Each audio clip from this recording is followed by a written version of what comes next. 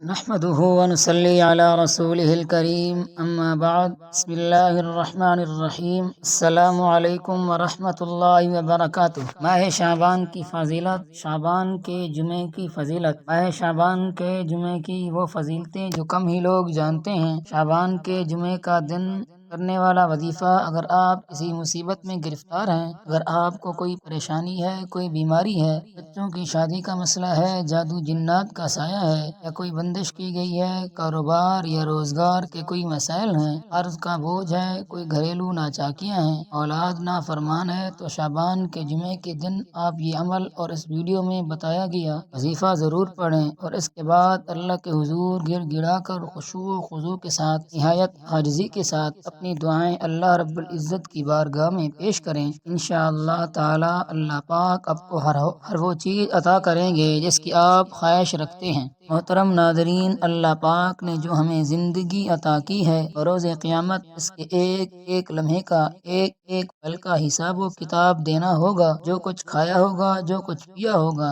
اس کا جواب دینا ہوگا۔ جو آنکھوں سے دیکھا، جو کانوں سے سنا، جو زبان سے بولا ہے، ہاتھ سے کیا ہے، جو پاؤں سے کیا ہے، جو بھی اعمال ہم نے یہ نیک یا بد، سب کا حساب ہوگا۔ ریت کے ذرے کے برابر کسی کے ساتھ زیادتی کی ہوگی، ریت کے ذرے کے برابر کسی نے ہمارے ساتھ زیادتی کی ہوگی، تو اس کا پورا پورا بدلہ اور لیا اور دیا جائے گا۔ اس لیے ہمیں اپنا ہر قدم سوچ سمجھ کر اٹھانا چاہیے کہ اللہ پاک کی نافرمانی نہ ہونے پائے۔ محترم ناظرین، اسلامی سال کا آغاز ماہ محرم سے اور اختتام ذی الحج پر ہوتا ہے۔ شعبان 8واں اسلامی مہینہ ہے جو رمضان المبارک سے پہلے آتا ہے۔ اس مہینے کو اللہ جل شانہ نے بہت فضیلت عطا فرمائی ہے، جس کی عظیم وجہ تو یہ معلوم ہوتی ہے کہ اس مہینے میں ماہ رمضان کے روزوں، تراویح اور دیگر عبادات کی تیاری کا موقع ملتا ہے۔ رمضان جو اپنی برکتوں، رحمتوں اور عنایات کا موسم بہار ہے، اس کی تیاری کا ماہ شعبان سے شروع ہونا اس کی عظمت کو چار چاند لگاتا ہے۔ گویا شعبان کو رمضان کا مقدمہ کہنا چاہیے۔ ماہ شعبان عظمت والا مہینہ ہے کیونکہ رسول اللہ صلی اللہ علیہ وسلم نے اس میں خصوصیت سے برکت کی دعا فرمائی ہے۔ حضرت انس رضی اللہ تعالیٰ عنہ فرماتے ہیں کہ جب رجب کا مہینہ آتا تو رسول اللہ صلی اللہ علیہ وسلم یہ دعا فرماتے تھے، اے اللہ ہمارے لیے رجب اور شعبان میں برکت عطا فرما، تو ہمیں رمضان کے مہینے تک پہنچا۔ کیونکہ یہ رمضان کا مقدمہ ہے، اس لیے اس میں رمضان کے استقبال کے لیے تیاری کی جاتی ہے۔ خود رسول اللہ صلی اللہ علیہ وسلم نے اس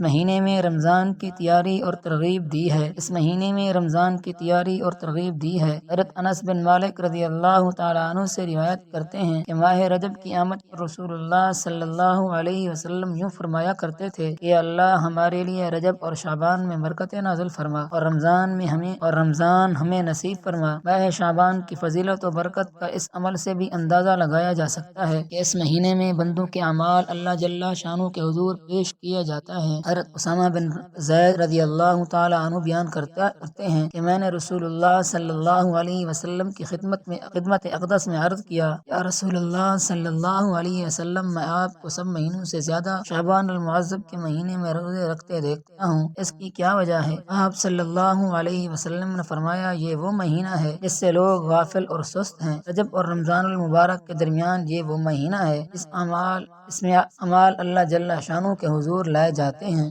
لہذا میں چاہتا ہوں کہ میرے اعمال اس حال میں اٹھائے جائیں کہ میں روزے سے ہوں۔ محترم ناظرین، اس مہینے کے پہلے جمعے کا ایک خاص عمل بتانے جا رہا ہوں۔ اگر آپ کسی بھی مصیبت میں گرفتار ہیں اور آپ کو بھی کوئی پریشانی ہے تو آپ یہ نوافل ضرور پڑھیں۔ اس کے بعد اللہ کے حضور گڑ گڑا کر خشوع و خضوع کے ساتھ، نہایت عاجزی کے ساتھ اپنی دعائیں پیش کریں۔ انشاءاللہ تعالی آپ کو ہر وہ چیز عطا کریں گے جس کی آپ خواہش رکھتے ہیں۔ محترم ناظرین، اس مہینے کی پہلی جمعہ کی شب نماز عشاء کے بعد جو کوئی 4 رکعت نفل نماز اس طرح پڑھے، ہر رکعت میں سورۃ فاتحہ کے بعد 11 مرتبہ سورۃ اخلاص پڑھے، اور اس نفل کا ثواب خاتون جنت حضرت فاطمہ الزہرا رضی اللہ تعالیٰ عنہ کو بخشے، تو بفضل باری تعالیٰ اسے جنت میں جگہ عطا ہوگی۔ اسی طرح شعبان کے جمعۃ المبارک کو نماز مغرب کے بعد نماز عشاء سے پہلے 2 رکعت نفل نماز اس طرح سے پڑھے، ہر رکعت میں سورۃ الفاتحہ کے بعد 1 مرتبہ آیت الکرسی، 10 مرتبہ سورۃ اخلاص اور 1 مرتبہ سورۃ الناس پڑھے۔ اللہ تعالیٰ اسے ایمان کی سلامتی اور ترقی عطا فرمائیں گے۔ اس کے بعد آپ جو بھی دعا کریں گے، انشاءاللہ تعالیٰ آپ آپ کی دعا ضرور قبول ہوگی۔ اس خواہش کے لیے آپ دعا کریں گے، وہ خواہش آپ کی انشاءاللہ ضرور پوری ہوگی۔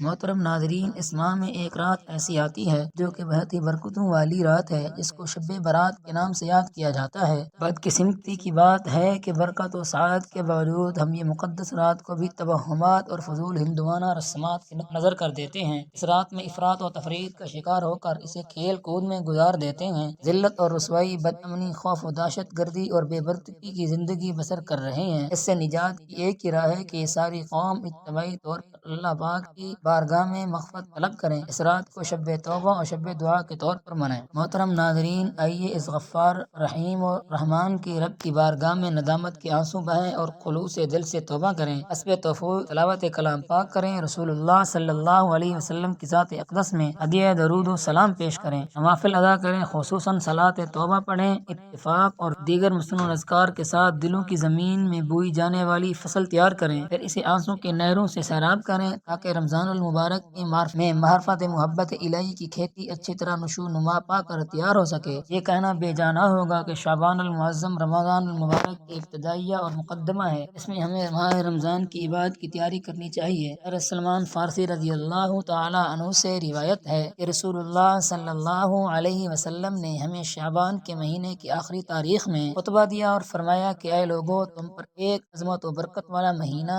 سایہ فقط ہونے والا ہے۔ آپ صلی اللہ علیہ وسلم نے شب قدر، تراویح اور رمضان میں اہتمام سے کیے جانے والے خصوصی اعمال کا تذکرہ فرمایا۔ شعبان کی فضیلت اس بات پر سے اجاگر ہوتی ہے کہ آپ صلی اللہ علیہ وسلم اس کے چاند اور اس کی تاریخوں کے حساب کا بھی بہت ہی اہتمام فرماتے تھے۔ حضرت ابو ہریرہ رضی اللہ تعالیٰ عنہ فرماتے ہیں کہ شعبان کے چاند یعنی تاریخوں کو خوب اچھی طرح سے محفوظ رکھو تاکہ رمضان کا حساب ہو سکے۔ تاکہ رمضان کے صحیح حساب کے لیے شعبان کا چاند اور اس کی تاریخوں کو خصوصی سے یاد رکھا جائے۔ شعبان کی آخری تاریخ ہو تو رمضان کا چاند دیکھنے میں پوری کوشش کی جائے۔ آپ صلی اللہ علیہ وسلم شعبان میں کثرت سے روزے رکھا کرتے تھے، بلکہ رمضان کے بعد جس مہینے میں زیادہ روزوں کا اہتمام فرماتے تھے وہ یہی شعبان کا مہینہ تھا۔ حضرت عائشہ صدیقہ رضی اللہ تعالیٰ عنہ سے مروی ہے کہ آپ صلی اللہ علیہ وسلم جب روزہ رکھنا شروع فرماتے ہم کہتے کہ آپ رسول اللہ صلی اللہ علیہ وسلم روزے رکھنا ختم نہ کریں گے، اور جب کبھی آپ صلی اللہ علیہ وسلم روزہ نہ رکھتے تو ہم یہ کہتے کہ آپ صلی اللہ علیہ وسلم اب روزہ کبھی نہیں رکھیں گے۔ میں نے رسول اللہ صلی اللہ علیہ وسلم کو رمضان شریف کے علاوہ کسی اور مہینے کے مکمل روزے رکھتے نہیں دیکھا، اور میں نے رسول اللہ صلی اللہ علیہ وسلم کو شعبان کے علاوہ کسی اور مہینہ میں کثرت سے روزے رکھتے نہیں دیکھا۔ اللہ پاک سے دعا ہے کہ اللہ ہمیں ماہ شعبان کی فضیلت کو جاننے اور قدر کرنے کی توفیق عطا فرمائے اور زیادہ سے زیادہ روزے رکھنے کی توفیق عطا فرمائے، آمین ثم آمین۔ آخر میں آپ سے گزارش ہے کہ میری اس انفارمیشن ویڈیو کو لائک اور میرے اسلامی چینل مصطفیٰ کی باتیں کو سبسکرائب کر دیجیے۔ جزاک اللہ خیرا کثیرا۔